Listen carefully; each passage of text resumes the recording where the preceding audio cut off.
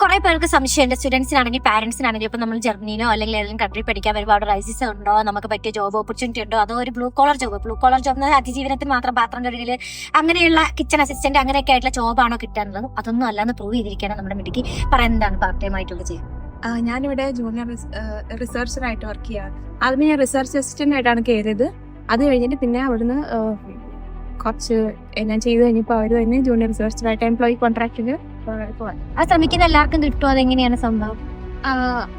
അതായത് നാട്ടിൽ നിന്ന് കുറച്ച് റിസർച്ച് എക്സ്പീരിയൻസ് അല്ലെങ്കിൽ ഇവിടെ വന്ന ഏതെങ്കിലും ഒരു സബ്ജക്ട് ഇഷ്ടമുള്ള സബ്ജക്ട് എടുത്തിട്ട് അതിൽ നല്ല ഗ്രേഡ് വാങ്ങിച്ച് ആ പഠിപ്പിച്ച പ്രൊഫസറിനെ പോയിട്ട് കോൺടാക്ട് ചെയ്താൽ അവർക്ക് ഇഷ്ടപ്പെട്ട വേക്കൻസി ഉണ്ടെങ്കിൽ എടുക്കും. അല്ലെങ്കിൽ പഠിക്കണം എന്നാലേ കാര്യമുള്ളൂ. അല്ലെങ്കിൽ നാട്ടിൽ നിന്ന് വല്ല എക്സ്പീരിയൻസ് ഉണ്ടെങ്കിൽ അതൊക്കെ വെച്ചിട്ട് അപ്ലൈ ചെയ്ത്. അപ്പൊ എന്തായാലും പരിശ്രമിക്കുക, ഏതിലെയും വശത്തിലാക്കാൻ കഴിവുള്ളൂ. ബാക്കി